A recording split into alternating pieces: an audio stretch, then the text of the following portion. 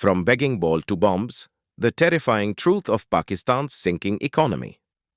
A nation that always walks to the brink of war only to retreat because it has neither gunpowder in its arsenal nor money in its pocket.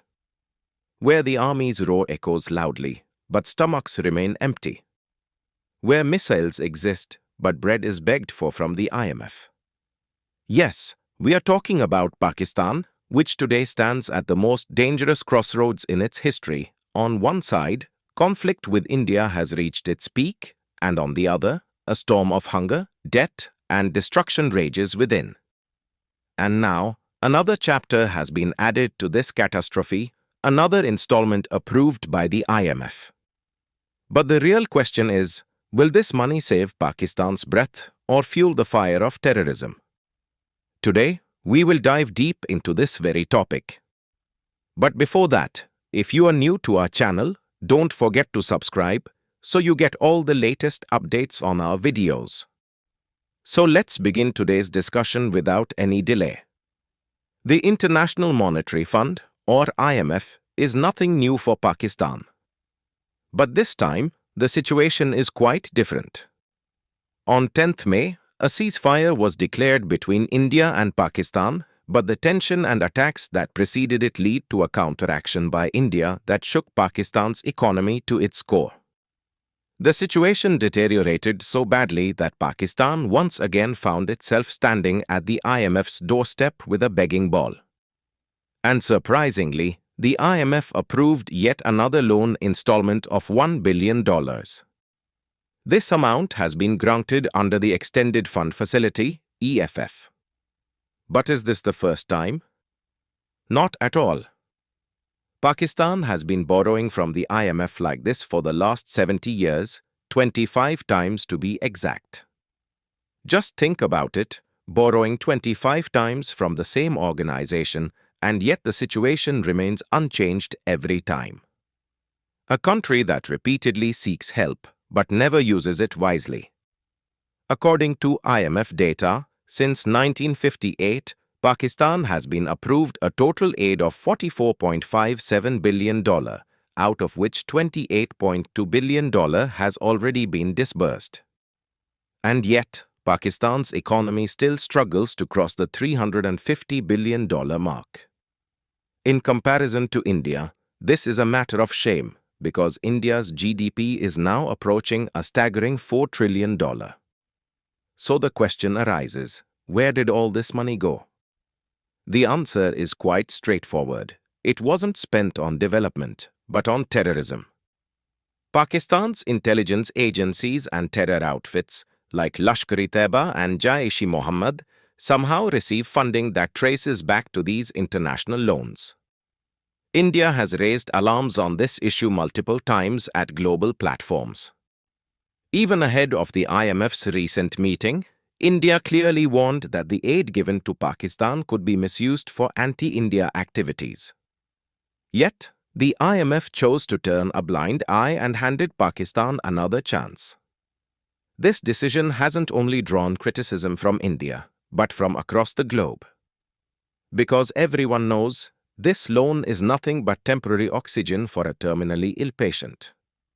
It doesn't cure the illness, it just extends the time on the ventilator. Now let's take a look at Pakistan's current condition. Its external debt has crossed $130 billion, which is about 42% of its GDP. The largest share of this debt belongs to China, which has trapped Pakistan so tightly in its debt web that escaping it now seems nearly impossible.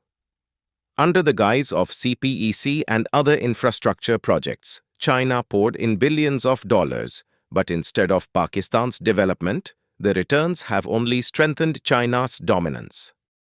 When it comes to Pakistan's foreign exchange reserves, they stand at just around $15 billion, barely enough to cover 3 months of imports. This means that if foreign supplies were halted even for a single quarter, Pakistan would collapse to its knees. Talking about poverty, while the poverty rate was 40.2% in 2023, it increased to 40.5% in 2024. That means 1 in every 3 Pakistanis still lives below the poverty line.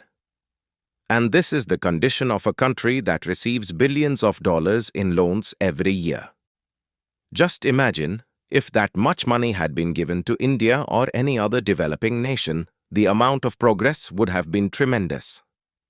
On top of that, inflation has taken a brutal toll. In 2023, the average inflation rate had shot up to 38%, and even though it dropped to 24% in 2024, it still remains dangerously high for any nation.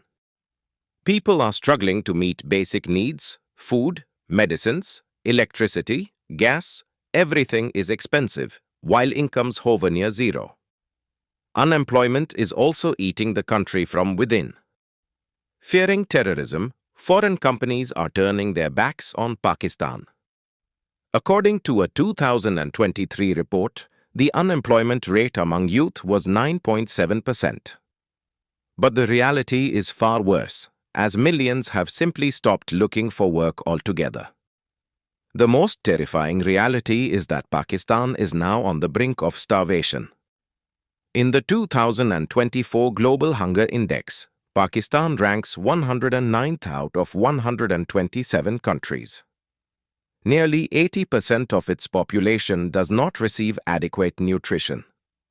On one side, there are massive loan figures, and on the other, children dying of hunger. This is the story of a nation built on false pride and hollow strategies. So now the question arises, will this latest IMF loan improve Pakistan's condition? The answer is highly unlikely. Because history has repeatedly proven that Pakistan keeps debt as debt. It never turns it into development. It spends that money on terrorism, weapons, and political propaganda. Had Pakistan truly wanted reform, then after 25 loan programs, there would be bread on the streets, not bodies. A report by the State Bank of Pakistan reveals that not only the IMF, but also the Asian Development Bank, the World Bank, and other institutions have provided Pakistan with substantial aid.